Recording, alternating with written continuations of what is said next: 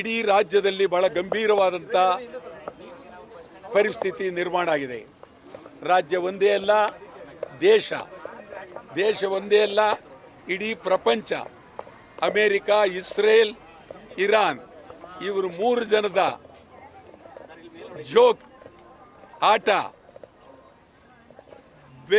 ಬೇಜವಾಬ್ದಾರಿ ನೀತಿ ಇಡೀ ಪ್ರಪಂಚಕ್ಕೆ ತೊಂದರೆಯಾಗಿದೆ.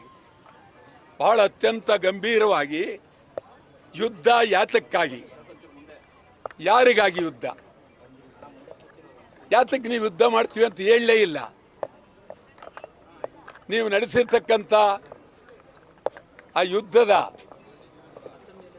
ಪರಿಸ್ಥಿತಿಯನ್ನ ಅರಿವು ಮಾಡಿದರೆ ಕೋಟಿ ಕೋಟಿ ಲೆಕ್ಕವಿಲ್ಲದಷ್ಟು ನಷ್ಟ, ಜನರ ಸಾವು. ಇದೊಂದೇ ಅಲ್ಲ, ಬರೀ ನೀವು 3 ದೇಶ ಯುದ್ಧ ಹೆಸರಿಗೆ, ಆದರೆ ಇಡೀ ಪ್ರಪಂಚವೇ ಒಂದಲ್ಲ ಒಂದು ರೀತಿಯಲ್ಲಿ ಯುದ್ಧದ ಕಾವು ಸಿಕ್ಕಿದ್ದಾರೆ. ಇದೇ ಮುಂದುವರೆದರೆ ಅನ್ನ ಸಿಗೋದಿಲ್ಲ. ಇದೇ ರೀತಿ ಯುದ್ಧ ಮುಂದರೆ ಅನ್ನ ಸಿಗೋದಿಲ್ಲ. ಕರ್ನಾಟಕದಲ್ಲಿ ನಾವು ಮಾತನಾಡೋದಾದ್ರೆ ಹೋಟ್ಲ್ಗಳು ಬಂದ್ ಮಾಡ್ತಾ ಇದ್ದಾರೆ, ರಿಕ್ಷಾಗಳು ಬಂದ್ ಆಗ್ತಾ ಇವೆ, ವಾಹನಗಳು ಬಂದ್ ಆಗ್ತಾ ಇದೆ, ಮನೆಗಳು ತೊಂದರೆ ಪಡ್ತಾ ಇದ್ದಾರೆ, ಗ್ಯಾಸ್ ಇಲ್ಲ. ಮತ್ತು ಸೌದೆ, ನಾವಿವತ್ತು ಸೌದೆ ಚಳವಳಿ, ಸೌದೆ ಎಲ್ಲಿ ಸಿಗುತ್ತೆ? ನೀವು ಇದೇ ರೀತಿ ಮುಂದುವರೆದರೆ ಅರಣ್ಯಕ್ಕೆ ನುಗ್ಗಬೇಕಾಗುತ್ತೆ, ಅರಣ್ಯ ನಾಶ ಆಗುತ್ತೆ, ಪ್ರಾಣಿಗಳಿಗೆ ತೊಂದರೆ ಆಗುತ್ತೆ, ಇಡೀ ದೇಶವೇ ತೊಂದರೆ ಸಿಗ್ತಾರೆ.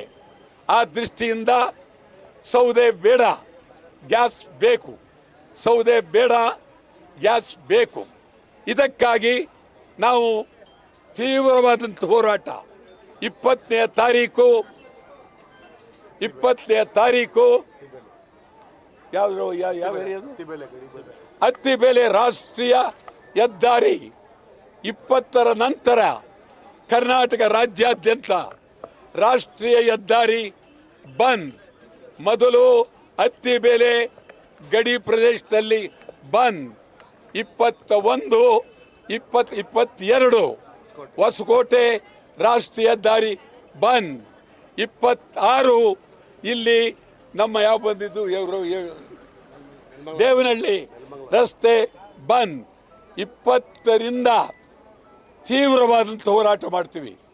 ಅಂತಿಮವಾಗಿ ಇದು ಯುದ್ಧ ನಿಲ್ಲದೇ ಇದ್ರೆ, ಯುದ್ಧ ಬೇಡಿ, ಗ್ಯಾಸ್ ಬೇಕು ಅಂತ ಹೇಳಿ ಇದ್ರ ಜೊತೆಗೆ ಸಮಗ್ರ ಕರ್ನಾಟಕದ ಬೇಡಿಕೆಗಳನ್ನು ಒತ್ತಾಯ ಮಾಡಿ ಕರ್ನಾಟಕ ಬಂದ್, ಕರ್ನಾಟಕ ಬಂದ್, ಕರ್ನಾಟಕ ಬಂದ್ಗೆ ಕರೆ ಕೊಡ್ತೀವಿ ಅಂತಕ್ಕಂಥ ಎಚ್ಚರಿಕೆಯನ್ನು ಕೊಡ್ತಾ ಇದ್ದೇವೆ. ಇದೇ ಸಂದರ್ಭದಲ್ಲಿ 23ನೇ ತಾರೀಕು ತಮಗೆ ಹೇಳೋದಾದ್ರೆ, ಇಡೀ ರಾಜ್ಯದಲ್ಲಿ ಕನ್ನಡ ಮಾಧ್ಯಮ ಶಾಲೆಗಳನ್ನು ಮುಚ್ತಾ ಇದ್ದಾರೆ, ಸಂಪೂರ್ಣ ಮುಚ್ಚಿದ್ದಾರೆ. ಕನ್ನಡ ಮಾಧ್ಯಮ ಶಾಲೆಗಳನ್ನು ಉಳಿಸಿ ಅಂತ 23ಕ್ಕೆ ಬೆಂಗಳೂರಿನಿಂದ ಮೈಸೂರಿನವರೆಗೆ ಕನ್ನಡ ಅಕ್ಷರ ಮೆರವಣಿಗೆ, ಈಗ ಸೌದೆ ಮೆರವಣಿಗೆಯನ್ನ ಮಾಡ್ತೇವೆ. ನ್ಯೂಸ್ ಫಸ್ಟ್, ನಿರ್ಭೀತಿಯಿಂದ ನಿಮ್ಮ ಪರವಾಗಿ.